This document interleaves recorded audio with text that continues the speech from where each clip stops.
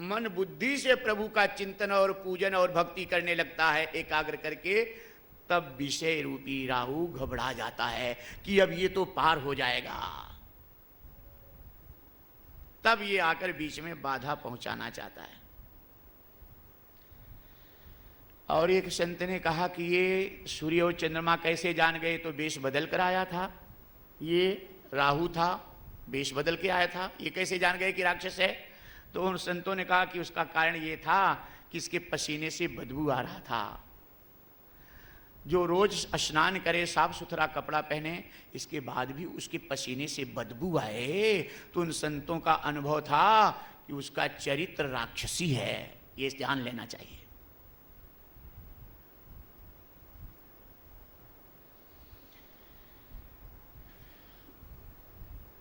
मोहिनी भगवान राहु को भी अमृत पिला दिए।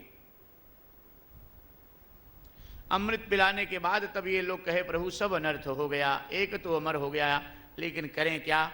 इसके बाद मोहिनी भगवान चक्र से राहु का गला काटे, लेकिन अमृत पीने की वजह से राहु अमर हो गया। राहु और केतु ये दो हो गए, दोनों अमर हो गए। अर्थात राहु विषय का प्रतीक है और विषय अमर हो गया है छल से अमृत पीकर। यही कारण है कि भगवान कृष्ण भगवद गीता के 7वें अध्याय के 13वें श्लोक में अर्जुन से कहते हैं, हे अर्जुन, दैवी भेषा गुणमयी मम्माया दुरत्यया मामेव ये प्रपद्यन्ते माया में तांग तरन्ति ते।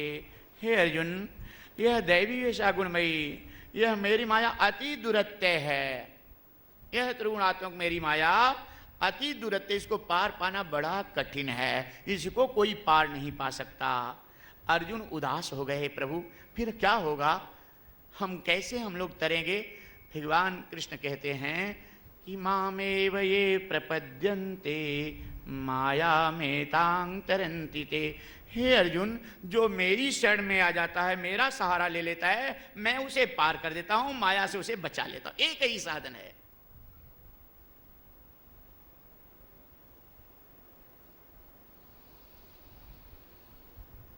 प्रेम से बोलिए जय श्री कृष्ण। इस समय बहुत तेजी से भाग जाता है। इसके बाद लक्ष्मी जी निकली। लक्ष्मी निकली तो देवता और दैत्य दोनों झगड़ा करने लगे। ब्रह्मा जी आकर समझौता किए कि देखो सब अपने अपने स्थान पर बैठ जाओ, और लक्ष्मी जी के हाथ में वरमाला दे दिए कि लक्ष्मी जी अपने आप स्वयं जिसको यह माला पहना दे वही उसी की लक्ष्मी। लक्ष्मी जी यह वरमाला लेकर के चली। सामने देवता लोग बैठे थे। लक्ष्मी जी ने विचार किया कि देवताओं को पति बनाना ठीक नहीं, ये तो भोगी विलासी हैं। बगल में देखे तो दैत्य बैठे थे।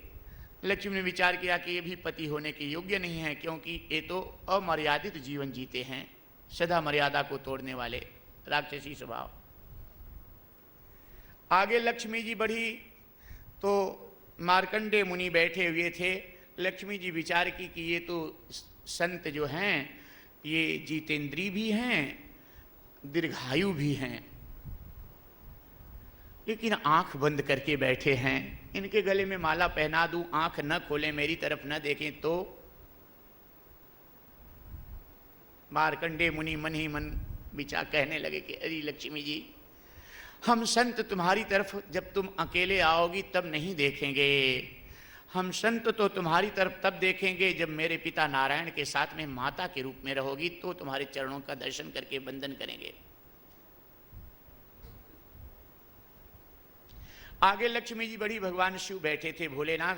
लक्ष्मी जी सोची कि इनका स्वभाव तो बड़ा अच्छा है, लेकिन ये इतना भोले हैं कि जब अपनी पार्वती को नहीं छोड़ते तो हमें क्या संकट में सदा डालते रहेंगे, इनको भी पति बनाना ठीक नहीं है। क्योंकि एक कथा प्रसंग आती है टीका में कि कुबेर जी एक बार भोलेनाथ के पास गए कि प्रभु आप हमें कोई सेवा का अवसर कभी नहीं दिए, कोई एक आध सेवा हमसे भी ले लो प्रभु, बहुत इच्छा हमारी है। भोलेनाथ कहे कुबेर जी, जो सेवक होता है वो सेवा करता है, सेवा लेने की इच्छा नहीं रखता। हम तो सेवक प्रभु के हैं, हमें कुछ नहीं चाहिए।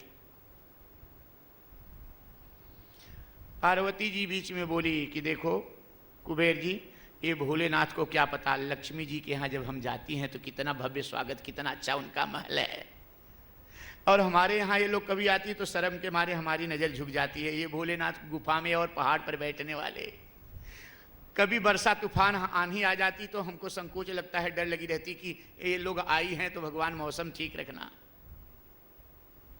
नहीं तो बैठाऊंगी कहाँ। कुबेर जी एक सुंदर महल हमको बना दो, इनको इच्छा नहीं, हमको इच्छा है।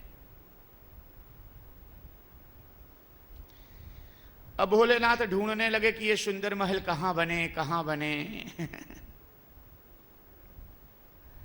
कहीं भारत में इनको कोई अच्छी जगह दिखी नहीं महल बनाने के लिए, तो भारत के दक्षिण और पश्चिम कोने पर 700 योजन की दूरी पर एक टापू था बड़ा सुंदर बीच में समुद्र के।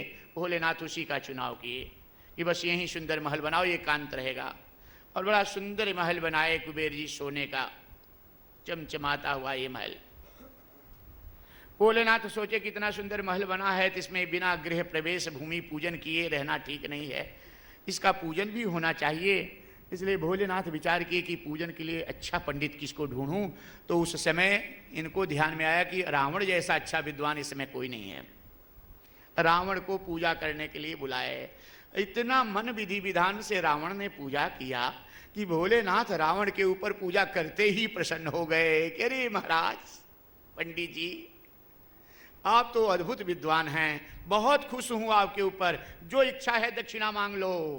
रावण ने कहा भोले बाबा, हम तो ब्राह्मण हैं भोले बाबा, अगर आप हमारे पर खुश हैं, देना चाहते हैं कुछ ना, तो अगर यही महल दे देते तो काम हो जाता।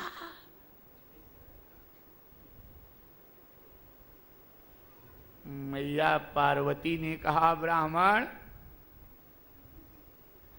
इतना दिन के बाद एक घर बना वो भी मांग लिए दक्षिणा में, श्राप देती हूं कि तुमको संतोष कभी नहीं होगा, संतुष्टि नहीं रहेगी तुमको। भगवान भोलेनाथ पार्वती जी की तरफ देखे, मुस्कुरा दिए। मैया पार्वती हाथ जोड़ी कि भोलेनाथ कुछ चूक हो गई क्या। भोलेनाथ कहे कि ब्राह्मणों को इस तरह से श्राप दे दूं, अगर ये ब्राह्मण नहीं होंगे तो तुमको पूछेगा कौन। यही तो कम से कम पूजा पाठ करा करके और जगह जगह करके सब करते हैं, तुमको भी लोग याद करते, नहीं तो सब भूल जाएंगे। इनको ऐसा श्राप नहीं देना चाहिए था। तब मैया पार्वती ने फिर से ब्राह्मणों को आशीर्वाद दिया कि जो ब्राह्मण कर्मकांड और पूजा करते हुए भगवान शिव की भक्ति और भगवान विष्णु की भक्ति करते हुए भक्तिमय जीवन से श्रद्धापूर्वक पूजन कर्मकांड करेंगे, उनके जीवन में कभी कमी नहीं रहेगी।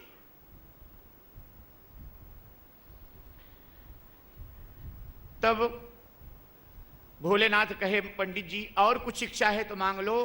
रावण ने कहा भोलेनाथ महल तो मिल गया है सुंदर, अगर पार्वती जी को दे देते। भगवान भोलेनाथ पार्वती जी को भी दे दिए। रावण बड़े खुशी से, आज आनंद का ठिकाना ही। पार्वती जी को जब सोचा कि अभी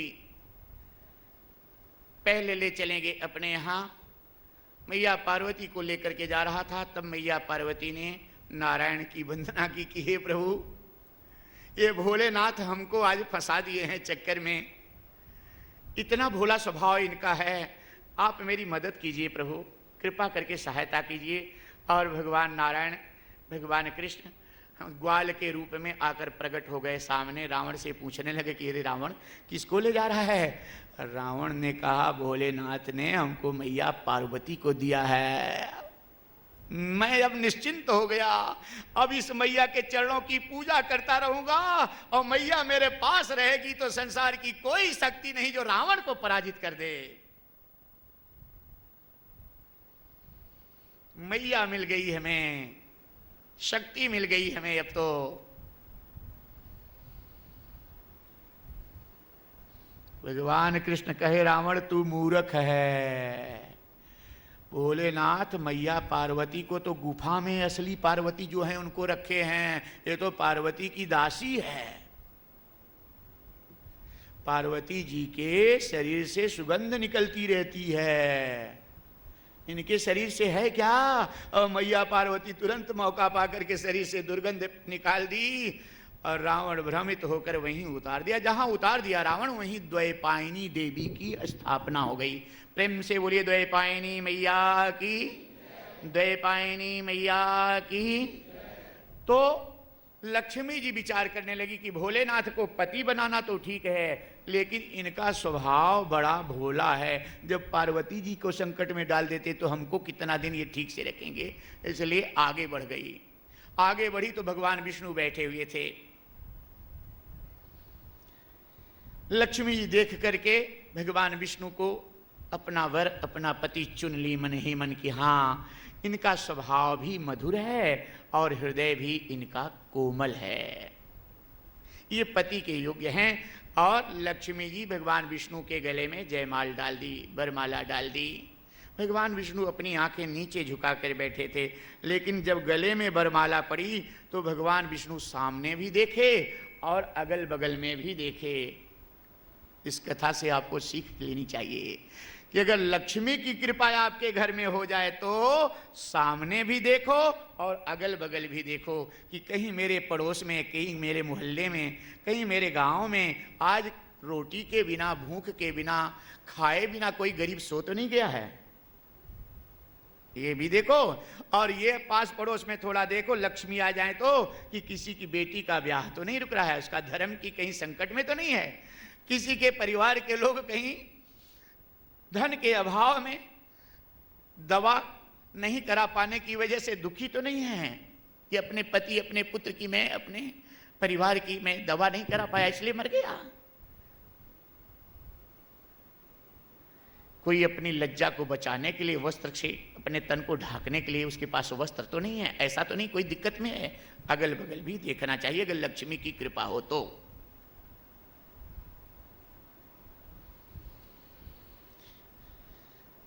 ये समय बहुत बीतता जा रहा है, इसलिए ये 14 रत्न निकले, एक एक बड़ा सुंदर आगे कथा में विस्तृत व्याख्या है और आपके लिए सुंदर उपदेश है ये। लेकिन अभी यही इसको रोक करके हम आगे चलना चाहते हैं। राजा बल की कथा को भी आगे सुतल पताल लोक में वामन भगवान जब जाते हैं तो फिर वहाँ से लक्ष्मी जी को कैसे प्रभु मिले, ये कथा भी आपको हम कल दर्शन कराएंगे। और थोड़ा थोड़ा जो भी है, आइए अब नवम स्कंद में प्रवेश करें। मत्स्यावतार भगवान की भी कथा आपको कल बताएंगे, थोड़ा थोड़ा बीच बीच में जो भी कथाएं हैं, कोई कथा छूटेगी नहीं। अभी 4 दिन में थोड़ा थोड़ा दर्शन, सबका आध्यात्मिक रहस्य दर्शन जरूर कराएंगे, क्योंकि दसम स्कंद में अभी ये भागवत का जो हृदय है, भागवत की प्रधान कथा है। और तो कथाएं कथाएं हैं, सुनने वाली हैं, लेकिन दसम स्कंद की कथा भगवान कृष्ण की जो कथा है, कन्हैया का दर्शन कराने वाली कथा है। अभी उस कथा की तरफ हमें चलना है आज ही।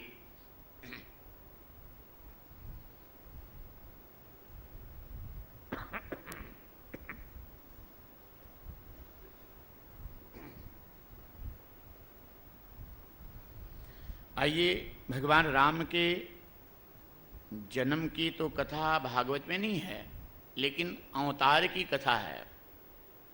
भगवान जब जनकपुर जाते हैं कौशिक जी की यज्ञ की रक्षा के लिए, तब से भागवत में कथा है। लेकिन आइए थोड़ा सा जन्म का भी दर्शन कर लें, ताकि इसका आनंद और ही होता है और इसका फल बहुत ज़्यादा होता है। क्योंकि इतने अवतारों की कथा सुने तो भगवान राम के अवतार की कथा का भी बड़ा सुंदर फल होता है।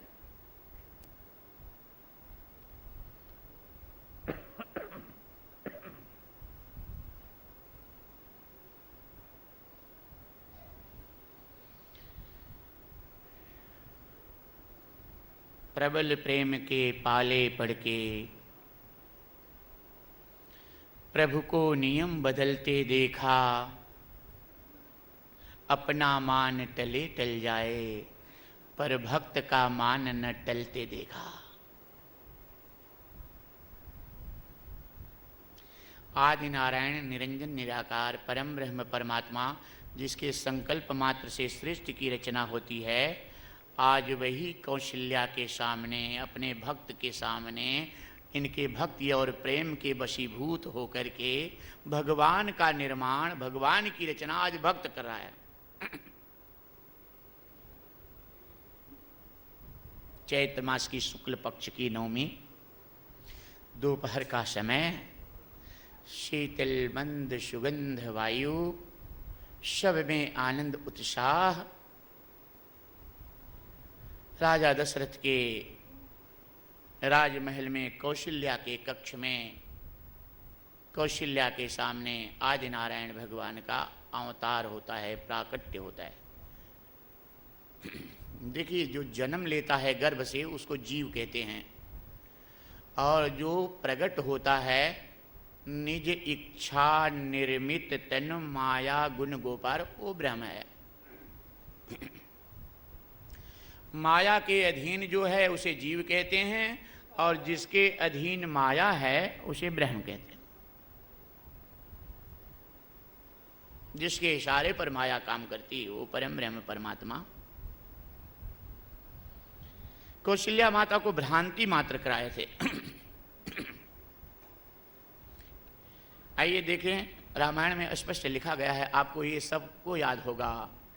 भय प्रगट कृपाला, याद है ना? प्रगट भय, जन्म नहीं लिए, प्रगट भय। भय प्रगट कृपाला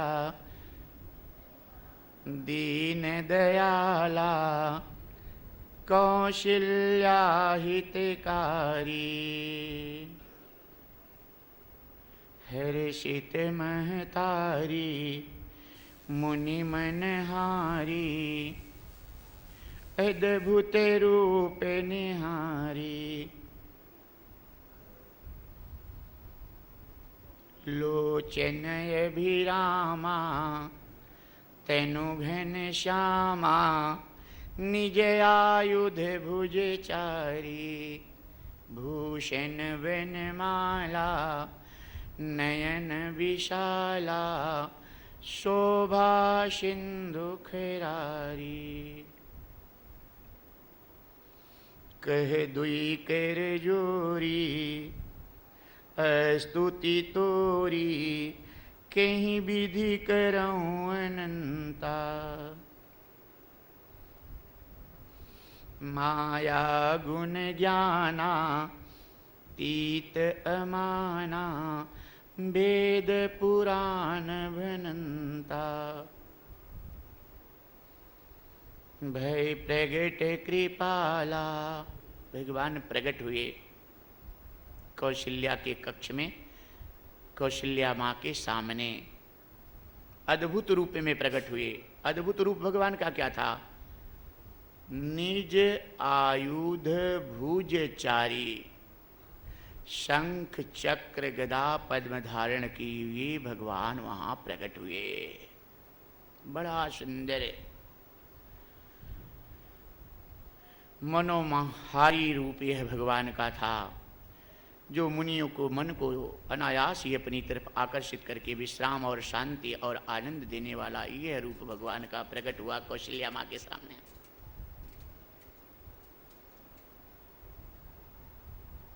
कौशल्या माँ से भगवान कहने लगे, हे माते, तूने मुझे वरदान मांगा था पुत्र के रूप में ना, तो मैं इस समय तेरा पुत्र बन करके आया हूँ। हे मैया, तू मुझे अपना पुत्र स्वीकार करके बाहर सूचना दे दे कि मुझे पुत्र हो गया है, क्योंकि मेरे भक्त मेरा दर्शन करने के लिए व्याकुल हैं। कौशल्या मैया ने कहा, हे प्रभु, दो हाथ वाली कौशल्या और दो हाथ वाले राजा दशरथ के यहाँ चार हाथ वाला बेटा हुआ है, लोग क्या सोचेंगे? भगवान विष्णु कहे, मैया, तूने ही तो मुझे वरदान में मांगा था कि चाहूं तुम्हें ही समान सुत प्रभु सन कवन दुराऊं। तुम्ही ने तो दोनों जन मांगा था ना मुझे मैया। उसमें शंख चक्र गदा पद्म धारण किए चतुर्भुज रूप में मैं प्रकट हुआ था जब तुम लोगों ने तपस्या की थी, तो तुमने यही तो वरदान मांगा था, मेरे समान पुत्र कौशल्या मैया ने कहा, हे प्रभु, उस समय मांगने में मैं थोड़ी सी चालाकी की थी।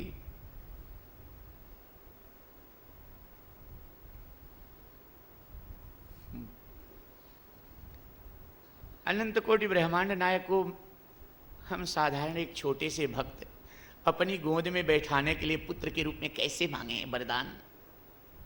इसलिए थोड़ी सी मैं चालाकी की थी। आप मेरे पुत्र बने, इसकी बहुत इच्छा थी। पुत्र प्रेम आपसे करूं, बहुत इच्छा थी। लेकिन अब आपको पुत्र कैसे मांगूं? इसलिए मैंने चालाकी से वरदान मांगा था कि चाहूं तुम्हें ही समान सुत, तो आपके समान ही पुत्र मैं चाहती हूं, ऐसा मुझे वरदान दो। क्योंकि मैं जानती थी कि आपके समान दूसरा और कोई है ही नहीं, इसलिए आपको ही आना पड़ेगा, ये तो पक्का था।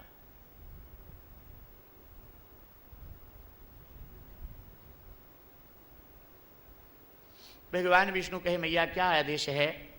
कौशल्या मैया ने कहा, यदि मेरे पुत्र के रूप में आप आए हैं तो हे प्रभु, आप 2 हाथ वाले हो जाइए। भगवान चतुर्भुज से 2 भुजे 2 हाथ वाले होकर खड़े हो गए।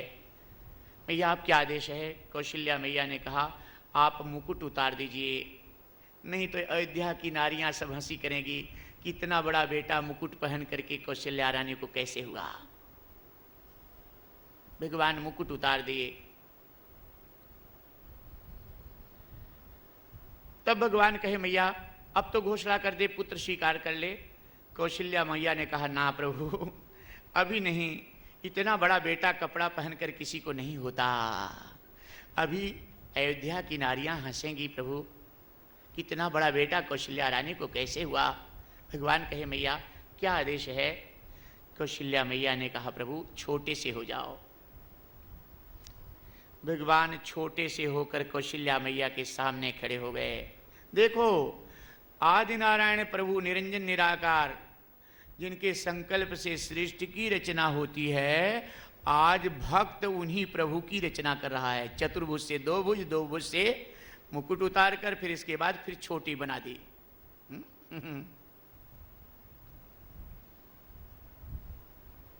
अगुन ही सगुन ही नहीं कछु भेदा, और गाँव ही मुनि पुराण बुध बेदा। अगुण अरूप अलख अज जोई, भगत प्रेम बस सगुन सोई। छोटे से होकर भगवान खड़े हो गए। तब कहे, मैया अब तो घोषणा कर दे कि मुझे पुत्र हुआ है। कौशल्या मैया ने कहा, नहीं प्रभु, अभी भी सब हंसेगी अयोध्या की नारियां कि कपड़ा पहन करके कौशल्या रानी को बेटा कैसे हुआ। भगवान कहे, मैया नंगा भी करेगी क्या? कौशल्या मैया ने कहा, फिर कपड़ा पहन के किसी को बच्चा होता है क्या?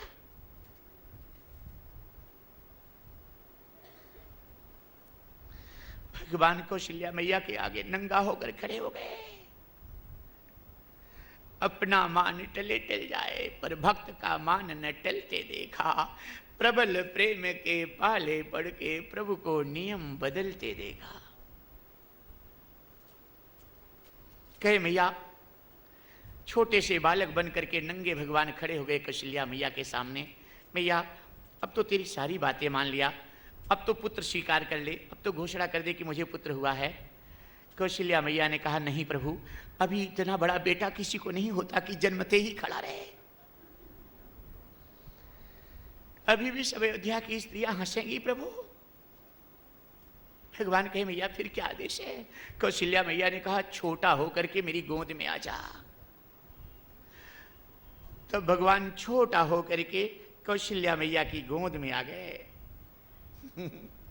जब कौशल्या मैया की गोद में भगवान आए, तब मैया की तरफ देखकर तब संकेत किए, मैया अब तो तेरी सारी बातें मान लिया, अब छोटा बनकर तेरी गोद में आ गया, अब तो तू घोषणा कर दे कि मुझे पुत्र हुआ है।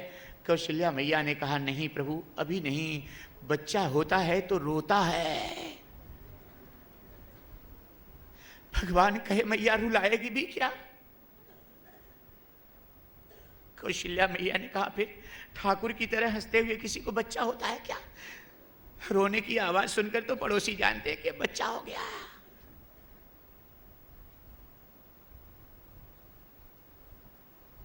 अपना मान टले टल जाए, पर भक्त का मान ने टलते देखा।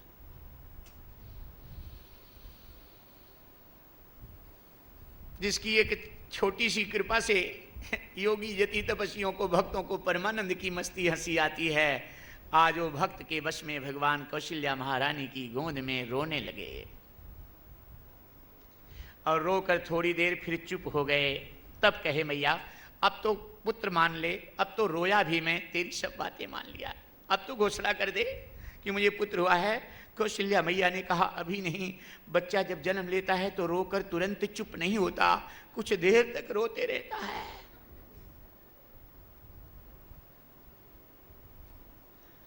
लगातार तुम रोते रहो, तब मैं घोषणा करूंगी। घोषणा नहीं करना पड़ेगा, तुम्हारी रोने की आवाज से सब जान जाएंगे।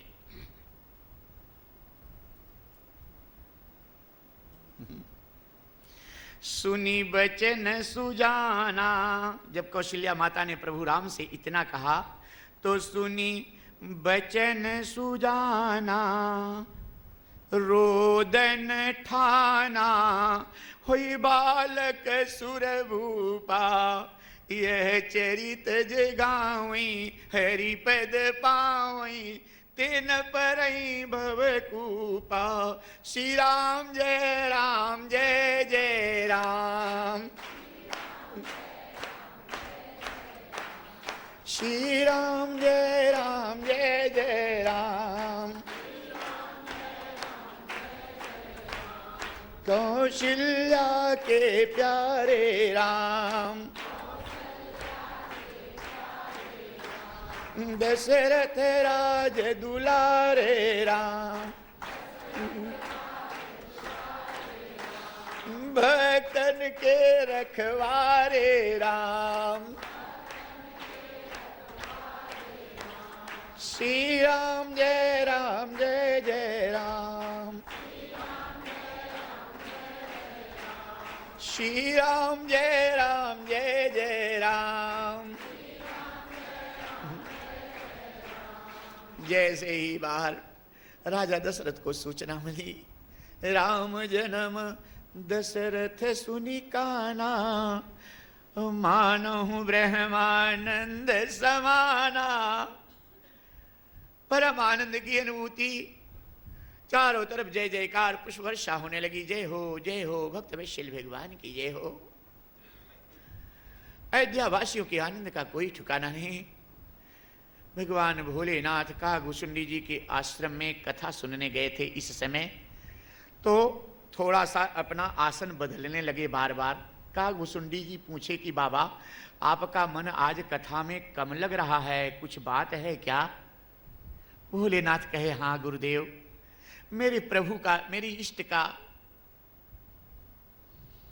मेरे नारायण का अवतार हो चुका है। भगवान शिव के इष्ट कौन है? भगवान विष्णु रामावतार लिए हैं। और भगवान विष्णु के इष्ट कौन है? भगवान शिव।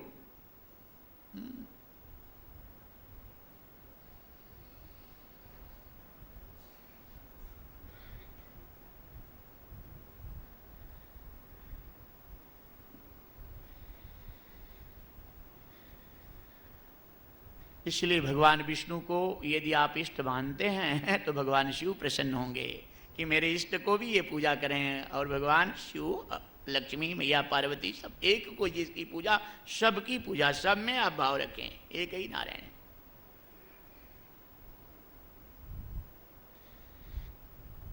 भोलेनाथ कहे कि मुझे दर्शन की इच्छा हो रही कि बाल रूप का दर्शन करूं, बहुत दिन से आशा लगाया हूं। कागभुसुंडी जी कहे बाबा अकेले जाओगे, हमको नहीं ले चलोगे?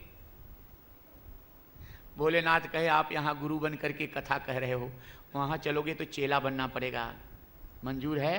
कागभुसुंडी जी कहे बाबा बन जाऊंगा चेला, लेकिन प्रभु का दर्शन करा दो।